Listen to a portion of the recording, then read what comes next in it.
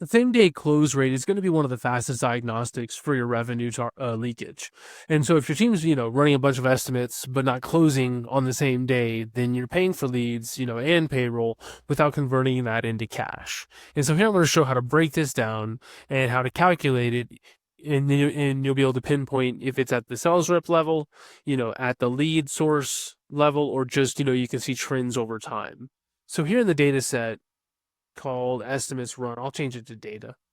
It's a pretty in-depth data set. I try to be very, with my HVAC clients, I try to be very accurate, with the data sets. And so I've seen these data sets, and this is pretty in-depth, but you don't need all these columns. But I just wanted to sort of show you, what you can create.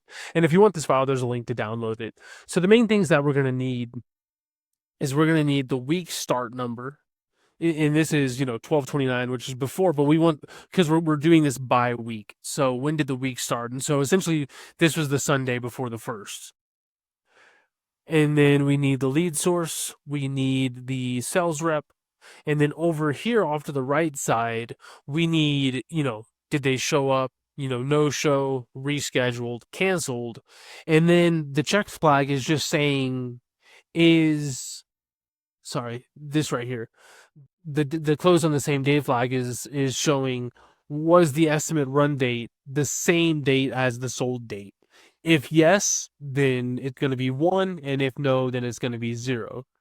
And so let's get started. The first thing we need to do is we need to get a unique list of all of the week start date.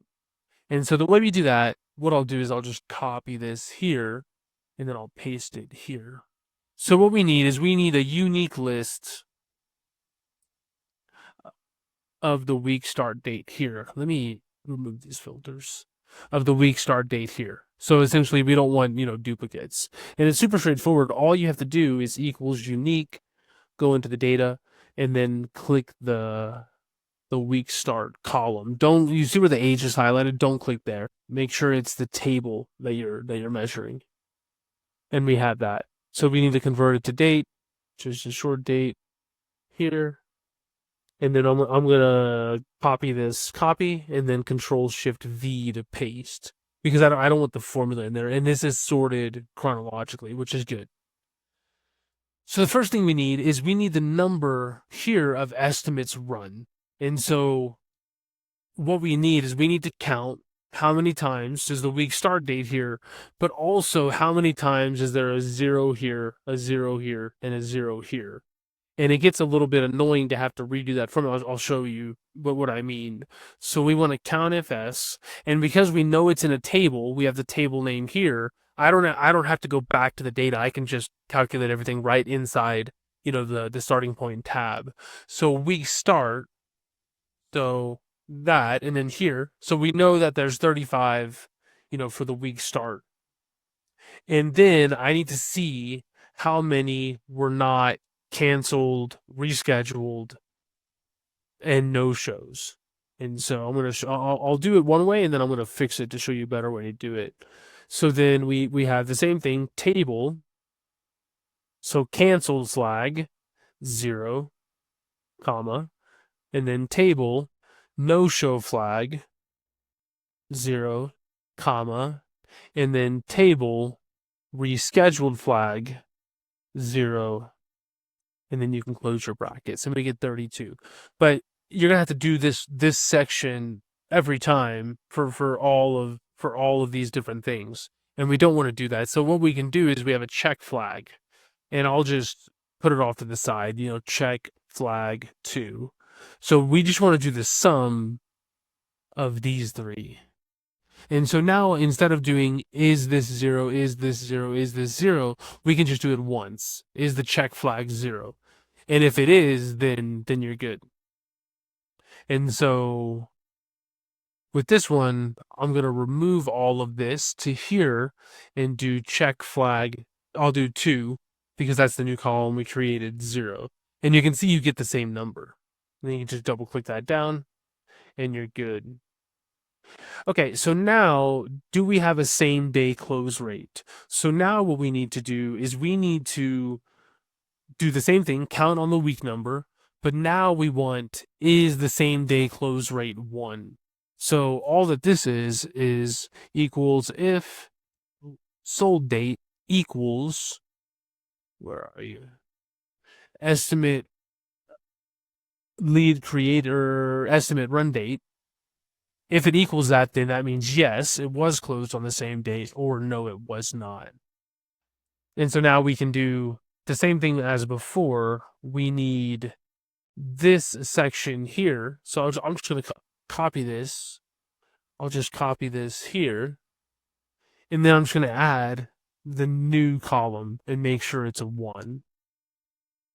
So check flag 2, or we can call it same day close, comma 2 or comma 1.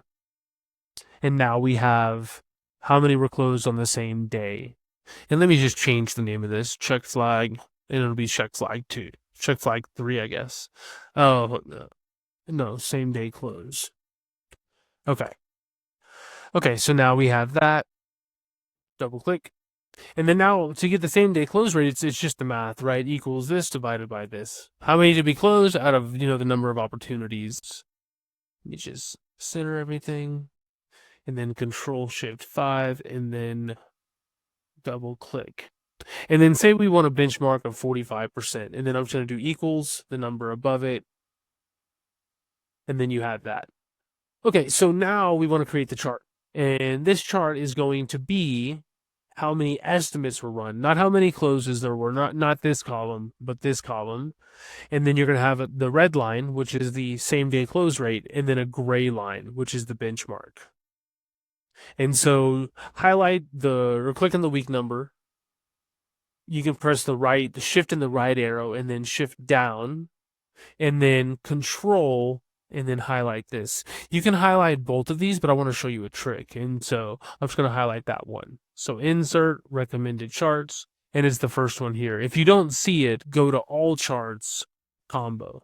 And then on the same day close rate, make it a secondary axis, because we don't want it on the same axis, because it's a percentage versus 47% versus 32.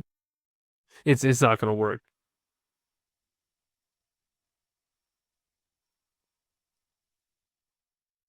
Okay, so we have this. We're going to call it, let's call it same day close rate by week.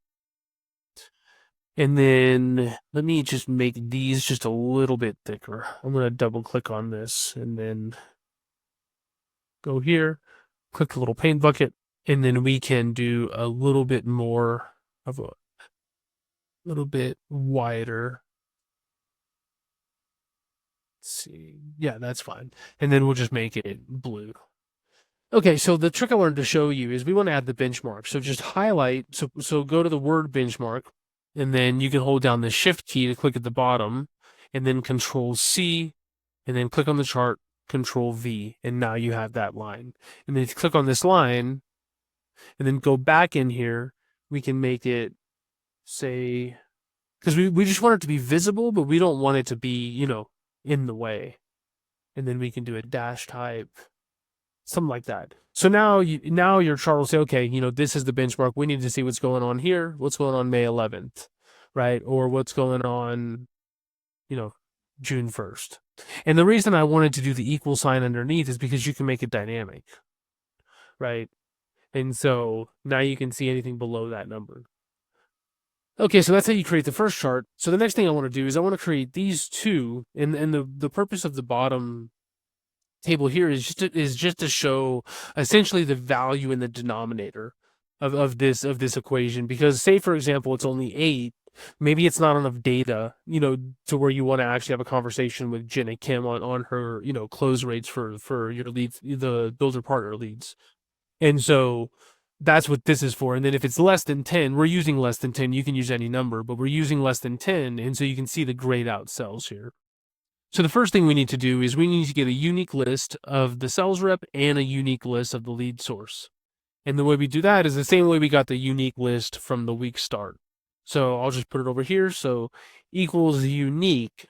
And then we know it's in the table, and we know it's the sales rep, right? So we have it here. Let me just see. Yeah, what I'm going to do is I'm also going to show you another function, the sort function, which will sort it alphabetically. So it'll sort of A to Z. You could do Z to A as well, but for now I'll just do A to Z. Control C, Control Shift V to remove the formula. And then now the exact same thing for the table, for the lead source, and then same thing with the sort. Okay, and then same thing, Control C, Control Shift V to remove the formulas. And then now we want these on the top here. And I'm not going to do it this way because this is, slow. What you can do is you can highlight this, press Control C, and then right click here, and then you can press ST for transpose, or you can click Paste Special Transpose. So that'll do that. Just to, save a couple seconds. Okay, we can call this sales rep. And then now what I'm going to do is I'm going to take this, I'm going to put this up here, and I'm going to copy and put it down here. And the reason is because in the bottom we want the counts. So what do we want the count of? We want the count of the number of opportunities that they had, not the close. How many estimates did they give? And then how many of them were closed on the same day? So to get the number of estimates that were given, what we need to do is we need to COUNTIFS and then go into the table, and then we need to count Alex Martinez, builder partner, and remember the sum of the three columns, that was 0, and the closed flag is 1. So table, and you can do it in any sequence because this is a COUNTIFS. So equals table, okay, sales rep is this, and now you have 329. But now we need to add the table, lead source is here. And I'll press enter again just to show you. And now we have 22. But then you can do comma, and now we want to do table, check flag. We'll do check flag 2 because that's the column we created as a 0. And now you have 20. And the reason I'm showing this is because you can just see it get lower and lower and lower, right? And that's it. That's all we need for this one, because the numerator is going to have the close flag at 1, where we want to count the close of 1. And so now we want to drag this over, but what you're going to see is an error. And what's happening is these cells are not locked. So G42 becomes H42. And we don't want that. We want to make sure it's still Alex Martinez, and we want to make sure the lead moves over. So direct mail, this is correct, but you can see the blue box here, and that's not correct. But if we were to drag this down, then now you can see it's coming down. So we don't want that. So we need to tell Excel, hey, how do we drag this over, but not change the sales rep column, and also drag it up and down, but not change the lead source column? And it's with what's called absolute referencing. Right now, this is relative referencing, but there's absolute referencing. And so you need, anywhere you see the blue, which is the column that we want to lock, you put the $ before the letter, which is before the column. And then for the row, you put the $sign before the number, which is, and after the column, in between. And so that locks that. And then what you have to do with the table is you still can't drag it, because what's happening now is the sales rep is becoming the territory. So just copy this and then paste. And then that's how you do that. So now up here, it's going to be a lot faster to do this, because all we have to do is copy this, Control C, paste it here. But you can just drag these up here.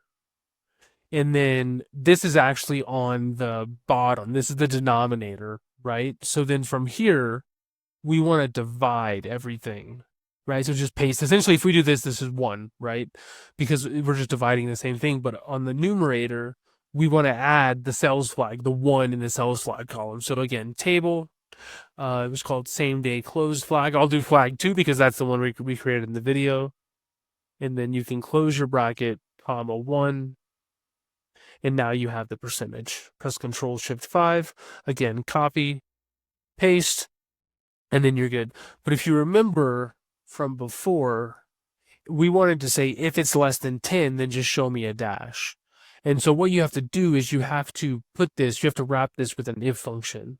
So if this, H42 is less than, say, 8, or say less than 10, then give me the dash. Otherwise, give me that formula.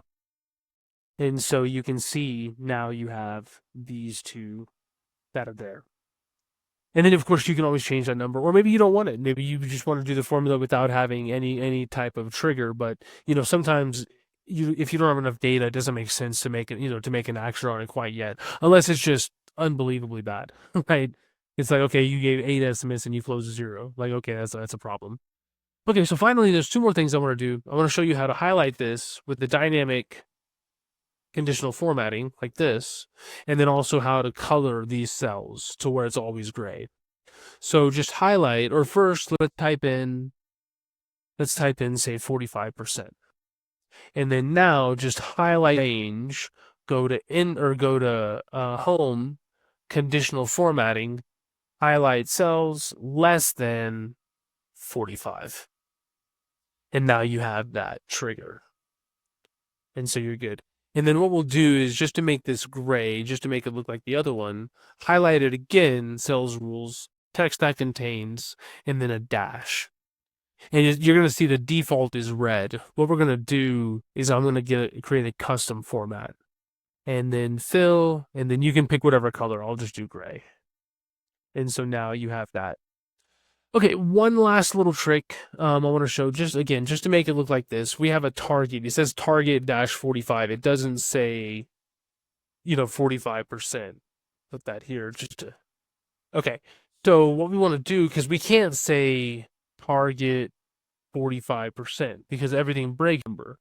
So we need to tell Excel, like, hey, I want it to say target, colon space 45% and be read as 45%. And so there's a way to do that. You have to format. So click on the cell, go to Control 1, press Control 1 to get the Format Cells dialog box.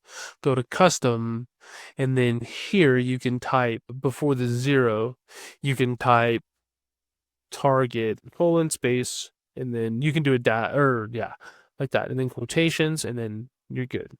And then now you have exactly how you want. Okay, well, that's all I got for this one. It's been a 18-minute video. And so if you have any questions, just let me know. I'll shoot my email. questions@databoards. And so, yeah, shoot me an email if you have any questions. If you want this file, there's a link to download it. If you can't find it, shoot me an email. Just make sure to tell me, hey, can you give me the cell same day close rate? I'm doing like 150, 160 videos on HVAC, so try to be a little bit specific. And also, if you need some help structuring your data in a way that can be used, then there's a link. You can hop on my calendar, shoot me an email, whatever's easiest. But anyways, that's all I got for this one, and I'll see you in future videos.